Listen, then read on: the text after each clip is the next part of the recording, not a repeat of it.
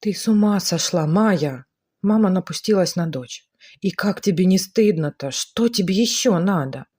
«Стыдно», – тихо ответила Майя. «Но такого точно не надо. Я подумала и поняла, что не могу, я не вынесу этого.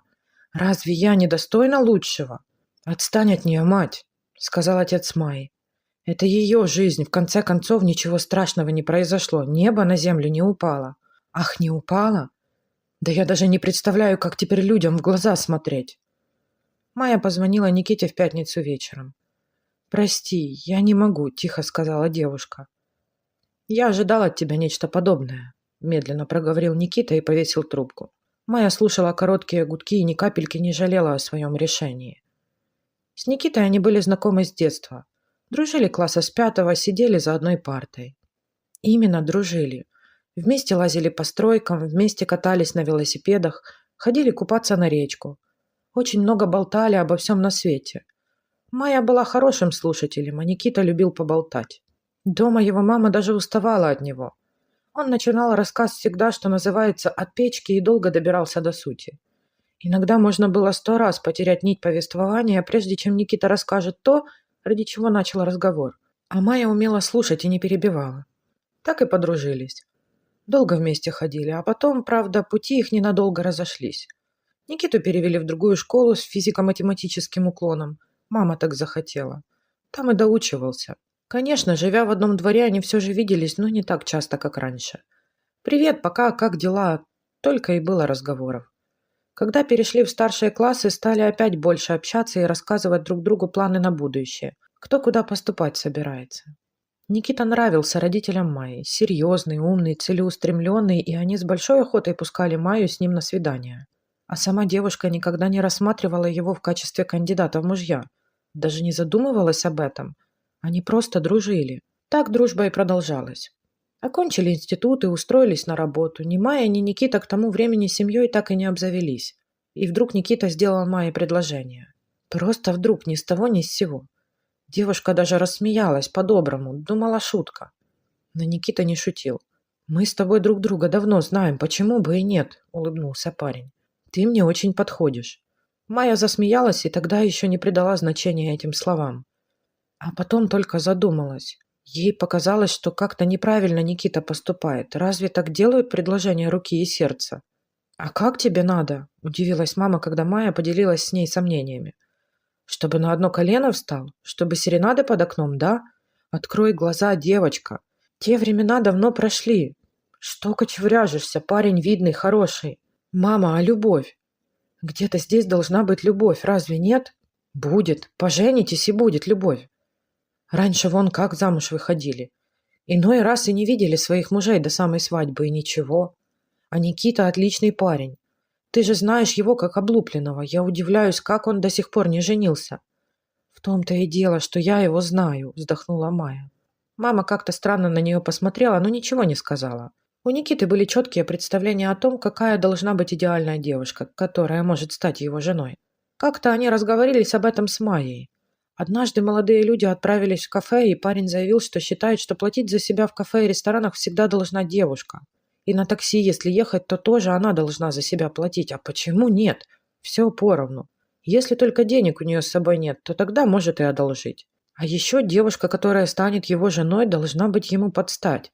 Красивая, умная, с высшим образованием, работающая на хорошей высокооплачиваемой работе, сама себя обеспечивающая. И еще жена должна быть опорой мужа. Если вдруг станет плохо, она должна с легкостью его заменить, взять на себя трудности, чтобы он не переживал. Майе тогда показались забавными эти правила. Она даже прыснула от смеха в кулачок и подумала о том, где он будет искать подобный экземпляр. А главное, как проверять будет. А теперь ей стало не смешно. Никита говорил серьезно, и он звал ее замуж. Она ему подходила. Какое практичное слово, подумала Майя. Я и правда ему подхожу. Образование высшее, зарабатываю достаточно, плачу за себя сама. И много чего сама. А что будет делать он? Мама давила на Майю. Говорила про возраст, про то, что если она будет так копаться, то рискует остаться одна. И вообще от такого не отказываются. И Майя дрогнула. Подумала, что и правда вдруг одна останется. 27 ей уже. Подруги вон, одна за одной замуж выскочили. 2 еще учась в институте семьей обзавелись, другая после окончания сразу. Уже детей родили. Сестра двоюродная на свадьбу зовет, даже младше ее ведь. Вот на свадьбе сестры Майя и задумалась всерьез и решила выйти замуж за Никиту. Прямо захотелось тоже платье, торт, гостей, лимузин, букет невесты. Чем она хуже? Даже слезы навернулись. Все кричали горько, молодые смущались, а у Майи ком в горле стоял. А мама смотрела осуждающе на нее, что, мол, ты-то сидишь от такого-то отказываться. Да и все родственники как будто косо смотрели на нее. Конечно, Майе это уже казалось от того, что много думала на эту тему. Никто на нее не смотрел, все занимались своими делами. Никита с ней не поехал. Что я там забыл на чужой свадьбе? Это твои родственники, не мои. Приехали они с мамой после свадьбы домой, и на следующий день Майя с Никитой пошли подавать заявление. Лимузин? Нет, слишком дорого. Платье, знаешь, тоже, думаю, можно не покупать, рассуждал Никита. Куда его потом? А деньги немалые, между прочим. Хотя можно на прокат взять.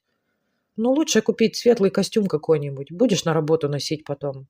Майя кивнула. А что? Вполне логично и практично очень. Правда, ведь денег жалко на все это. Хотя она могла себе позволить. И родители хотели поучаствовать. Вот, дочка, тебе на свадьбу, сказал отец Майи и передал ей пачку купюр. Копили мы с мамой, а теперь вот и повод есть. Спасибо, папа, мама. Майя обняла родителей. Но мы решили по-скромному. Костюм уже присмотрела белый, ну такой, молочного оттенка вместо платья. Чтобы потом носить можно было. И в ресторан не пойдем, так посидим в кафе, своей семьей отметим. А что, молодцы ребята, проговорил отец. Практичные, современный подход, одобряю. Мама Майи неопределенно пожала плечами. Все-таки по-женски она была не очень согласна с такими решениями, но решила не вмешиваться. Свадьба была назначена на будущую субботу. А в эту субботу они отправились с друзьями на прогулку. Стас и Соня еще одна пара, которая вот-вот собиралась пожениться, давние знакомые. Сразу было видно, что между ними любовь. Достаточно было одного взгляда, чтобы понять это. Майя замечала, как трогательные взгляды бросает на Соню Стас, как он ее поддерживает под локоток, когда они поднимаются по лестнице или просто шагают по проспекту. А букет цветов, который купил Стас ни с того ни с сего на улице. Бабуля сидела и продавала садовые ромашки, расставив их в пластмассовые ведра. Стас приобрел огромную охапку. Бабуля даже прослезилась, Соня тоже, и Майя. Потому что Никита недовольно фыркнул и сказал, что у него нет наличных, только карта. Да и вообще цветы – это все ерунда, и зачем они нужны, пустая трата денег. Но если Майя хочет, то может купить себе, а он потом деньги ей переведет, это же подарок. Мужчины же покупают цветы обычно. Момент был испорчен. Пока Соня и Стас ворковали на лавочке и тихонько целовались, Майя, сидя на соседней лавочке рядом с Никитой, уткнувшись в телефон, боролась со слезами. Да она бы все цветы купила у этой бабушки, у нее были на это деньги, и наличные, и на карте, но, боже мой, разве так это делается? Никита оторвался от переписки в своем смартфоне и очаровательно улыбнулся. Что загрустила принцесса? Пойдемте в боулинг. Последняя фраза предназначалась всем. Соня и Стас согласились. Майя тоже кивнула, и они зашагали по улице. Никита поцеловал ее кончик носа и сказал, что он соленый. Майя чуть не сказала. Конечно, соленый, а еще и мокрый, от слез, которые я украдкой смахнула, чтобы не портить никому настроение. Никита всю дорогу рассуждал о том, как все стало дорого. И даже бабушки на обочине дороги дерут такие деньги за цветы. Соня беззаботно улыбалась, сжимая свой букет ромашек. Стас ее нежно обнимал, а Майя хотела треснуть чем-нибудь Никиту по голове, чтобы он, наконец, закрыл уже эту тему. В боулинг-клубе Майя платила сама за себя. Ну, это уже привычно было, все же поровну. И в кафе тоже отдельно заказывала себе кофе, кусочек пирожного. А Соня сидела за столиком, ждала, пока Стас все заказал и оплатил. А потом он принес поднос полный угощений. Майя ковыряла вилкой свой торт, а Никита сидел с каменным лицом напротив нее и пил воду. Он больше ничего не заказал, взял только маленькую бутылку воды. Какая-то девушка, идя к столику, случайно задела чужой поднос с остатками еды на тарелках, которые еще не успели унести. С ней был молодой человек. Он принялся отряхивать и стирать с одежды девушки капли кофе салфеткой, приговаривая, что, мол, это пустяки. Сейчас все высохнет, потом отстирается. А девушка выглядела очень расстроенной. Никита с сарказмом заметил, что девушка из-за ерунды убивается. Потом новые штаны можно купить, если что. И парень чего на корточках ползает? Села бы на стул и сама вытерла все. Что, рук нету? «Не штаны, а брюки», — поправила Майя. «Может, они дорогие? Знаешь, сколько некоторые люди на одежду тратят?» «Знаю», — мрачно ответил Никита, а потом улыбнулся. «Надеюсь, ты не из таких. Потому я и советовал тебе купить вместо свадебного платья практичный костюм. Зачем деньги на ветер выкидывать?» Весь вечер Майя была погружена в мрачные размышления. Ночь почти не спала, думала. В тот день Соня и Стас отправились потом кататься на речном трамвайчике, а они с Никитой поехали домой. Такси пополам, как обычно. Свадьба через неделю. И всю неделю Майя ходила мрачная, а потом позвонила Никите. Извинилась и сказала, что не хочет выходить за него замуж. «Мама, я не могу. Я не могу с ним. Одно дело просто дружить. Ведь он мне как брат был. Но когда началось вот это вот все... Что все? Что?» Мама не понимала. «Я не смогу жить по его правилам. Не хочу. Я нормально зарабатываю, могу купить себе, что нужно. А он будет мне толдычить, что это дорого, непрактично. Я же не у него прошу, своими деньгами распоряжаюсь. И потом, я не хочу быть ломовой лошадью. Я хочу, чтобы меня любили, защищали, заботились. А выходит наоборот. Мне страшно даже стало, как представила нашу с ним семейную жизнь. А он не понимает. Ему кажется, что так и должно быть. Выходить за него лишь потому, что никого другого нет, я не собираюсь. Уж лучше одной. Пусть ищет дальше свою идеальную девушку». Мама выслушала гневный монолог дочери и подумала о том, что, может, она и права. Хорошо, когда она сама работает сейчас, а когда малыш родится. Рано или поздно они захотят детей. И она окажется в зависимости от такого. Мама Майи даже слова-то не могла подобрать подходящего. От такого мелочного, меркантильного, жадного эгоиста, вот. Она не заметила, как сказала это вслух. «Мама!» Майя удивленно повернулась к ней. «И почему я не замечала раньше, что он такой?» «Видно, он всегда был таким, дочь», — сказала мама и обняла Майю. «Просто ваши интересы не пересекались». А потом он поискал свою идеальную, да не нашел, видать, послали его пару раз. И обратил свой взор на тебя. Ему взбрело в голову, что ты подходишь. Правильно, Майя, ты поступила. Лучше поздно, чем никогда. Майя подумала, что хорошо, что не купила свадебное платье-то. Благодаря Никите деньги зря не потратила, это точно. Ей стало смешно и легко. А Никита вскоре женился на какой-то молчаливой девушке, высокой, красивой. С Майей не здоровался. И мама его тоже проходила мимо нее, поджав губы. А Майя ни о чем не жалела. Встретит она еще свою судьбу обязательно. И платье у нее будет свадебное, и фата, и все будет. А главное, чтобы человек был хороший и любил ее по-настоящему. Тогда никакие трудности не страшны будут. Ведь они станут их делить пополам, а вовсе не счет в кафе или оплату такси. All right, everyone's presentations are done. Nick, the manager, said as he tried to move the discussion forward. Excuse me, I haven't. I recently found out something. Nick interrupted me and began to speak. There's apparently someone in this department who didn't graduate high school and is just a part-timer. Meetings should be for employees only. Absolutely right. His lackey, Mike, of course, agreed with Nick. I'm leaving. After leaving the meeting room, I started to shut down my computer. I noticed that an email had arrived, not in my personal inbox, but in the company's shared email. Thinking, there's no point in speaking up, no one will listen, I went home quietly. The next day, I heard a commotion from Nick's desk. He was staring at his computer screen, his face pale. Nick? Is something wrong? Mike looked at the screen with him. And he turned even paler than Nick. Why is he so angry? Knowing the reason for Mike's distress, I thought to myself, serves them right. My name is Adam. My mother passed away when I was in the 9th grade, and I was raised by my father. Well, you could hardly call it being raised. After my mother passed, my father changed. He drowned his sorrows in alcohol, and though he still went to work, he squandered our living expenses on horse racing. Because of that, I had to start working part-time as soon as I entered high school. Every month, I went to the convenience store with bills in hand that couldn't be auto-deducted from my father's account. Even though I endured it because I didn't want to be alone, I reached my limit in my second year of high school and dropped out. I found a live-in job at a distant inn. Thank you for everything. The day I left home, my father, still staring at the TV, spoke. Take care. That was our last conversation. Back then, 18 wasn't the age of majority, so I needed my father's permission to work, and I couldn't hide my place of employment. Yet, my father never visited me even once. I kept working just to survive, and before I knew it, I was 42. Years of hard work paid off, and I was transferred to the headquarters. I was thrilled to be recognized by the company, as I thought I'd be working in the field until retirement due to my lack of formal education. Listen up. Our work can change the future of our employees. Don't drag us down. On my first day after the transfer, Nick, dressed in an expensive suit, spoke sternly. There was a reason for this. Our inn was located in a prominent tourist destination, known so well that everyone in the state could sing its commercial jingle. At its peak, we had 5 locations within the state. But that was long ago. Due to financial difficulties and aging facilities, only the place where I had worked for many years and the original establishment remained. I was prepared to lose my job anytime, but now there was a glimmer of hope. With the rise of social media, the tourist area where the inn was located started gaining attention again.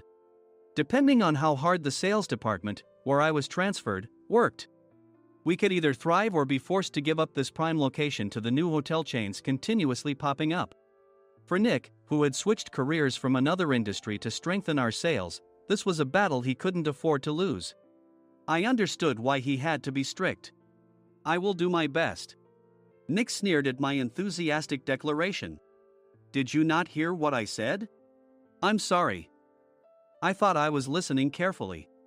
Out of habit from years of customer service, I apologized reflexively, though I had no idea what had offended him. Someone was watching me with a smirk. In this department, there are those who are expected to excel and those who have been shoved here because they have nowhere else to go. You are the latter. It was Mike, the section chief. He's 7 years younger, at 35. But he was called to headquarters much earlier than I was and had been moving around within the headquarters ever since. I'm not jealous, but I can't accept that he's my boss. Graduating from a prestigious university, he has an unusually high pride and caused many problems as a newbie, making things very difficult for me when I was the front desk leader. When I found out Mike was transferred to the sales department a month before me, I was disheartened. Mike is right. With just a middle school diploma, there's not much you can do. Don't even think about achieving results. As if I didn't exist, Nick remarked, I'm thirsty. Mike eagerly ran to the coffee maker. It seems Mike is Nick's lackey. I regretted being happy about my transfer to headquarters, wishing I had stayed on site forever. Send a direct mail to every company on this list by the end of the day. Nick only assigned me tasks that even a new graduate could handle. What? There are over 1,000 companies. You want me to send to all of them by today? Yes, if you and your fellow misfits split the work, even those with nowhere else to go should finish by today. I glanced at the employees typing away expressionlessly. They were worn out from customer service, only thinking about leaving on time, or were women reassigned after having children, with zero motivation for work. Even Sam, a new graduate from the same university as Mike, who was supposed to be among the expected achievers, had no enthusiasm for the job, having joined the company wanting to do customer service. I don't care what they say, I plan to quit anytime, he said. Only Nick and Mike were highly motivated, making all the decisions between the two of them. I originally only wanted to work at the inn to survive and had no particular attachment to this job. I swallowed my words, thinking I had no right to reprimand them. About a month after the transfer, Nick told us with a frustrated look. To commemorate the 50th anniversary, we've decided to create a plan exclusive for one group per day. Originally, Mike and I were supposed to come up with it, but our president, Mr. Thompson, insists on hearing everyone's opinions. So, you all get a chance. As Nick explained, Mike began handing out prints. Make sure not to embarrass Nick. If your ideas are half-baked, you'll have to redo them. It seemed that they had printed his handwritten notes by Mr. Thompson, which included several questions and a section for free responses.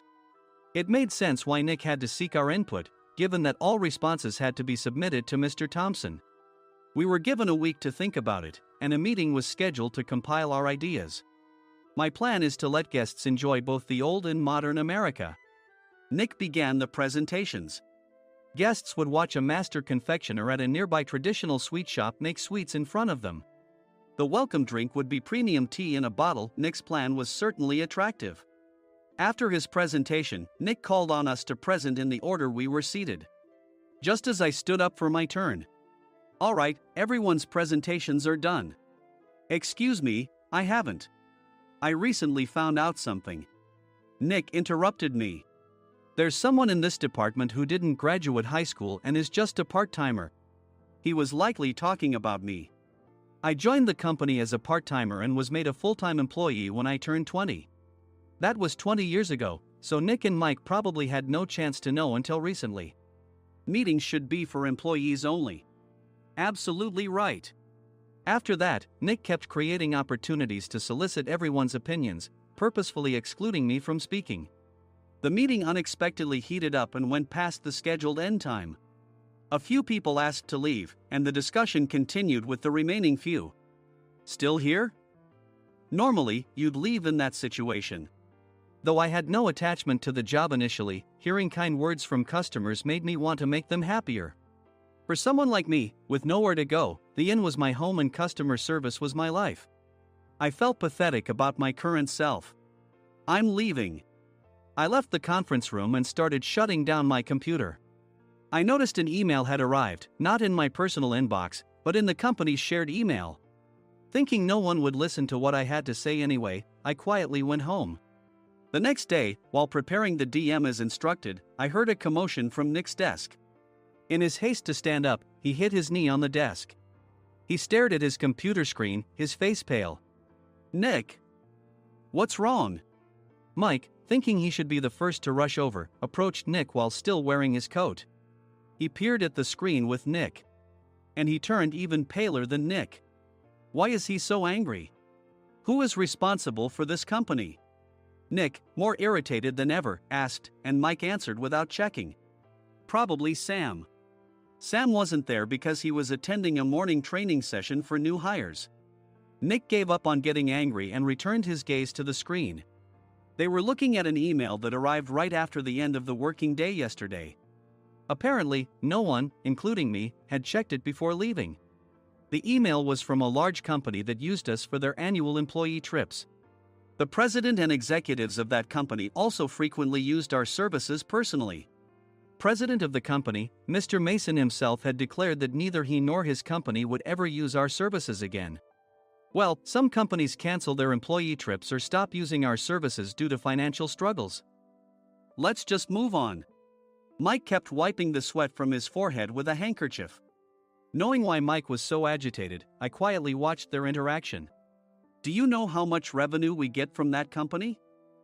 We can find other guests to fill the rooms, but we'll lose the banquet costs, gift shop revenue, rental car fees, and more. Moreover, the gifts were supposed to be prepared by the traditional confectionery shop involved in Nick's proposed plan. If it's known that we incurred such a huge loss at this critical time, Nick's position in the company would be jeopardized. Nick took a deep breath, seemingly trying to calm himself. All right, Mike. Go to New York right now and apologize to Mr. Mason. What? You're coming with me, right? I have urgent work to do. I trust you, which is why I'm entrusting this to you. Please. Mike, believing Nick's sincerity, agreed with a determined look on his face, saying, yes. That's Nick for you.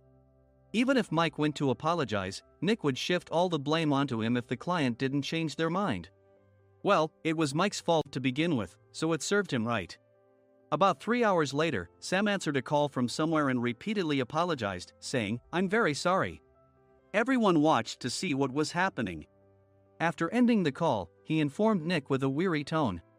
When Mike arrived at the client's company, he only made things worse, further infuriating Mr. Mason.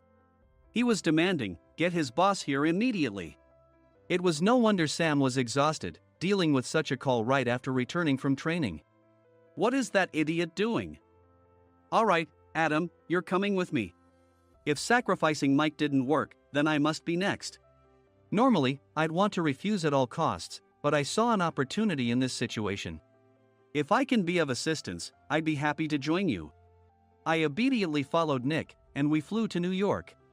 When we introduced ourselves at the reception, it became clear how serious the situation was, as the receptionist personally escorted us to the president's office. Angry voices leaked through the door, making both Nick and me uneasy. "Excuse me. I'm Nick, the supervisor. I understand my subordinate has caused you trouble, and I deeply apologize." Nick, with his experience in the corporate world, knew enough to offer an apology before excuses. However, his customer service skills left much to be desired. I sighed as I saw Mike trembling like a small dog in the corner of the room. "What kind of training are you giving your subordinates?" Mr. Mason glared at Nick with a red face. The intensity of his gaze made even Nick take a step back. Regrettably, I joined this company only 2 years ago and was unaware of Mike's issues. I should have identified his shortcomings sooner. Indeed, I should have realized sooner. No sensible person would come to apologize and then give a lengthy presentation on the drawbacks of not using their inn. Nick froze, his mouth slightly open. Suspecting the worst, I picked up the documents that had fallen to the floor. It seemed Mike hastily prepared these documents on the plane, listing the disadvantages. Disadvantage 1: if you change the venue for the company trip, employees might suspect it's for cost-cutting reasons, leading to a negative impression. Reading it aloud half-jokingly, Nick snatched the papers from my hand and checked the contents with a furious expression. Among the stack of documents was a receipt from a nearby convenience store's copy machine. I felt a pang of dread, hoping he hadn't shown the receipt as well. What do you think he said when I asked what kind of nerve he had to do this? I'm very sorry." Faced with the dire situation, Nick must have thought there was nothing left to do but apologize. In a voice smaller than I'd ever heard from him, he uttered words of apology. He said, "I'm a Harvard graduate. I don't believe I said anything wrong." "Mike, what have you done?" Forgetting his plan to pin the blame on Mike, Nick yelled loudly, even in front of Mr. Mason. "I didn't do anything wrong." "You're still saying that? Look at him." Mike pointed at me with a shaking hand. "I was assigned to headquarters in my 20s and now I'm a section chief. This guy only made it to headquarters at 42. Everything I've done proves I was right. So why are we losing the contract?" Having said his piece, Mike collapsed to the floor. "Of course. You were sent there because you had nowhere else to go." Mike never expected to hear such words from someone he looked down upon. He lunged at me, and Nick hurriedly stepped in to stop him. "Mr. Thompson told me Mike is a quick thinker, and to take good care of him." There's no way he was pushed aside. "Don't make things worse here. He didn't say quick thinker, he said only quick-witted, didn't he?" I don't remember that part." I recalled the many troubles Mike caused when he was a newbie. When Mike was on the front line, his pride was so high that he never apologized to customers. Customer service, especially in our job, doesn't work alone. It brings both good and bad situations. If the front staff or housekeepers made mistakes, or the cleaning company didn't properly clean a room, one had to apologize to the customers regardless of personal fault. Mike, in such situations, would never apologize, insisting he wasn't at fault. This often angered customers, and as the front desk leader, I frequently had to apologize on his behalf. He caused complaints and disrupted operations, which is why he was quickly moved to headquarters. In departments where he didn't interact directly with customers, his quick thinking was beneficial and things went well.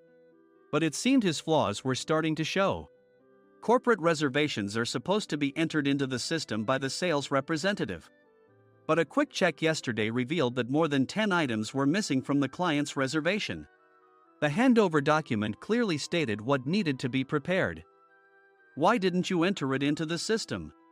Why do we have to give them special treatment? Filling rooms near the banquet hall, setting up all the food in advance.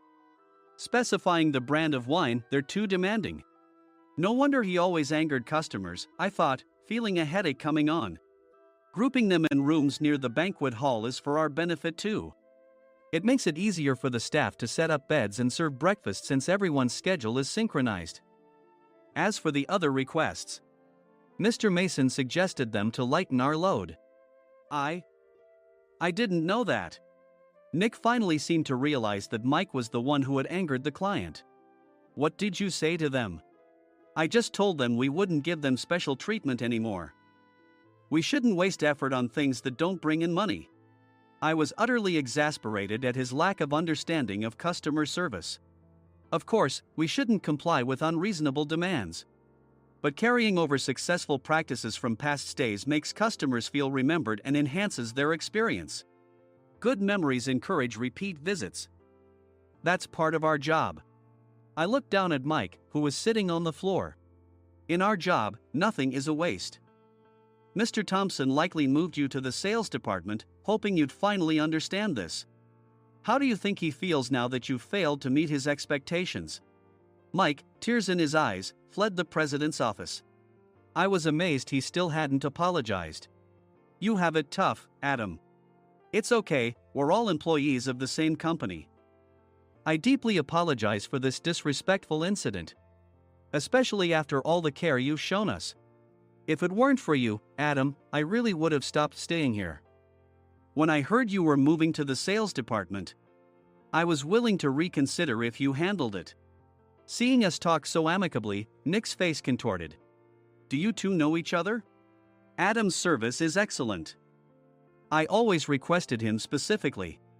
Normally, we don't accept specific staff requests, but we made an exception for Mr. Mason, adjusting my shifts accordingly. He had personally stayed at our hotel just before my transfer, and during casual conversation, I mentioned, I'm moving to the sales department soon. If I hadn't told him then, things could have been much worse. Please continue to take care of us. I look forward to it. On the return flight, Nick awkwardly offered me a can of beer. It's still working hours. Of course, I had no intention of forgiving him for a single beer. Nick might try to pin everything on Mike and avoid any consequences. While pondering this, a startling fact came to light. Nick, the tea bottles for the plan have arrived. I handed Nick a bottle labeled with our inn's name. They look good. What are you talking about? These are plastic bottles. I had assumed we would use the trendy, high-end bottling tea. But what arrived were ordinary plastic bottles of tea with customized labels. The only unique aspect was the label, which had the inn's name, making it look customized. Upon further investigation, I discovered that a substantial amount of money was set to be paid to the tea company. It was priced like bottling tea. Does this plastic bottle really cost $100 each? The tea inside is specially blended for us. The extra cost is for that. Wouldn't it be better to use another tea company? Or is there a specific reason we must use this one? As Nick continued to make excuses, I showed him a printed email.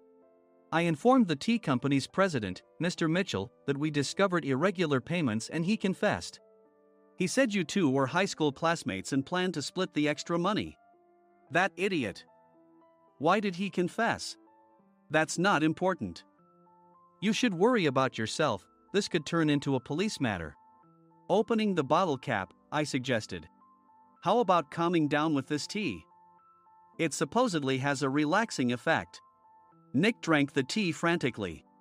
In the following days, decisions were made about their fates.